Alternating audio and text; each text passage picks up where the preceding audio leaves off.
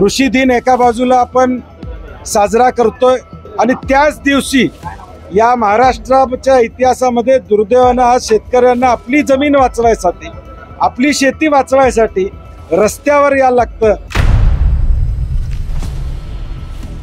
आणि म्हणून गरज नसलेला शक्तीपीठ महामार्ग शासनानं रद्द करावा अशी आमची मागणी आहे।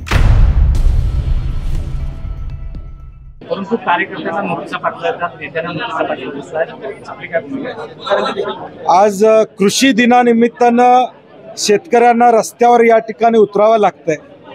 कृषी दिन एका बाजूला आपण साजरा करतोय, शेतकऱ्यांच्या हिताचे निर्णय घेण्याची भूमिका आजच्या दिवशी या ठिकाणी असते आणि त्याच दिवशी या महाराष्ट्राच्या इतिहासामध्ये दुर्दैवानं आज शेतकऱ्यांना आपली जमीन वाचवायसाठी, आपली शेती वाचवायसाठी रस्त्यावर यायला लागतं, याच्यासारखं दुर्दैव कुठलं नाही। आणि म्हणून गरज नसलेला शक्तीपीठ महामार्ग शासनानं रद्द करावा अशी आमची मागणी आहे। वारंवार आम्ही सांगतोय की या रस्त्याची गरज नाही आहे। आता तर कॅबिनेट नोटची माहिती सगळ्या महाराष्ट्राच्या जनतेपुढे त्या ठिकाणी आलेली आहे आणि म्हणून पुन्हा एकदा सरकारला आमची विनंती आहे की हा महामार्ग रद्द करावा। आजचं आंदोलन शांततेनं होऊ द्यावं, कारण की शेतकऱ्याच्या भावना आहेत। नोटीस देऊन तुम्ही काय करणार आहात? एक दिवसाची नोटीस द्याल, परंतु कायमस्वरूपी जे आमच्या जमिनी तुम्ही काढून घेणार आहात त्याच्याबद्दल या ठिकाणी तुम्ही काय बोलणार आहात का नाही? आणि म्हणून आजचं आंदोलन हे 12 जिल्ह्यामध्ये हजारो शेतकरी आज रस्त्यावर आपल्याला 11 वाजता उतरलेले दिसतील। परंतु शासनाला पुन्हा वारंवार ते हेच म्हणतात की ज्या ठिकाणी विरोध होणार असेल त्या ठिकाणी आम्ही तो रस्ता नेणार नाही, जिथपर्यंत आम्हाला शेतकऱ्यांनी परवानगी दिली आहे तिथपर्यंतच आम्ही हा रस्ता नाही। मग 8 कशासाठी? ज्यावेळी तुम्ही कनेक्टिव्हिटीचा विषय करता, नागपूर टू गोवा अशा पद्धतीची कनेक्टिव्हिटी तुम्ही सांगता, शक्तीपीठांची कनेक्टिव्हिटी सांगता, मग टप्प्याटप्प्यानं रस्ते करण्याला अर्थ काय असणार आहे? याचा अर्थ की जिथं विरोध तोडून काढता येतोय, मोडून काढता येतोय तिथं रस्ता करायचा आणि हळूहळू तो पुढचा विरोध मोडून काढायचा, हे एक षडयंत्र आहे आणि म्हणून 12 जिल्ह्यातल्या लोकांचा विरोध आहे। त्यामुळे टप्प्याटप्प्यानं असू दे किंवा जिथं विरोध नाही असं म्हणतात ते चुकीचं आहे। शेतकऱ्यांचा प्रखर विरोध या प्रोजेक्टला निश्चितपणे त्या ठिकाणी। काँग्रेसची एक महत्त्वपूर्ण बैठक दिल्लीला पार पडली आहे, त्या बैठकीमध्ये काय नेमकं ठरवण्यात आलेलं आहे? यादी आलेली आहे आमच्याकडे, जे बदल झालेले आहेत त्या संदर्भातले, परंतु मुंबई महानगरपालिका किंवा राज्याची एकूण काँग्रेसची जी परिस्थिती आहे या संदर्भामध्ये काय महत्त्वपूर्ण निर्णय घेतले? याला जोडून कुठेतरी स्वबळाचा नारा दिला जातोय, कारण राज ठाकरेंच्या संदर्भात जर का भूमिका पाहिजे जनता दलाची तर ते म्हणतात की आमचा कुठेतरी विरोध आहे राज ठाकरेंच्या उत्तर भारतीय आणि दक्षिण भारतीयच्या समीकरण।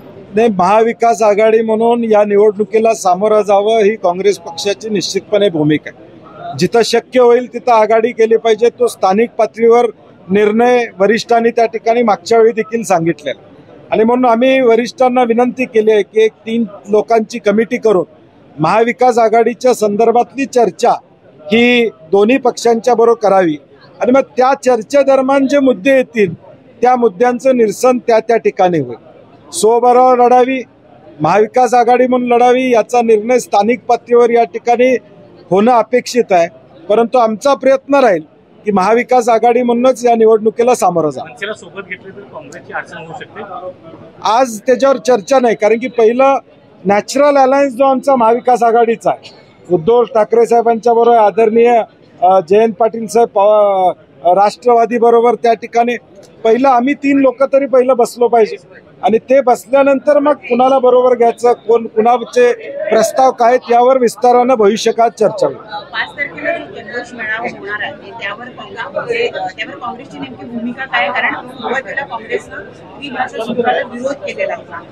उद्धव ठाकरे आणि राज ठाकरे तर एकत्रित जल्लोष मेळावा करतातच, परंतु त्याला शरद पवार सुद्धा उपस्थित राहणार आहे अशी माहिती मिळते। काँग्रेस या जल्लोष मेळाव्यात सहभागी? मी याबाबत अधिकृतरित्या प्रदेशाध्यक्ष त्याबद्दल भूमिका जाहीर करतील, मी जाहीर करणं संयुक्तिक नाही। परंतु शेवटी हा मुद्दा महाराष्ट्राच्या हिताचा होता, मराठी माणसाच्या हिताचा होता, आमची अस्मिता या भाषेबद्दलची होती म्हणून 5 तारखेच्या मोर्चात सहभागी होण्याचा निर्णय आम्ही या ठिकाणी घेतला होता। आज या निर्णय सरकारनं मागे घेतलाय, परंतु कमिटीचा हर्डल त्या ठिकाणी ठेवलेला आणि म्हणून या संदर्भातली भूमिका प्रदेशाध्यक्ष जाहीर करतात। सोशल मीडियाच्या भाऊ गर्दीत विश्वासार्हतेने चकाकणारे नाव म्हणजे लेट्सअप मराठी. सगळ्यांना, सगळ्या नागरिकांना ती स्पीच, ती लेट्सअप वरील मुलाखती म्हणजे विचारांचा खजिना. त्यानंतरच्या निवडणुकीमध्ये मला सोडून गेले. बातम्या केवळ वस्तुस्थिती सांगणाऱ्या, न प्रोपगंडा, फक्त जनतेचा अजेंडा. क्योंकि आने वाला कल जाने वाला है, जाने वाला कल आने वाला है. राजकारण, मनोरंजन असो की क्रीडा क्षेत्र, महाराष्ट्राची स्पंदने संवेदनशीलतेने टिपणारे माध्यम म्हणजे लेट्सअप मराठी. जगासोबत एक पाऊल पुढे राहण्यासाठी लेट्सअपचे ॲप, सोशल मीडिया आणि वेबसाईट सोबत कनेक्टेड रहा.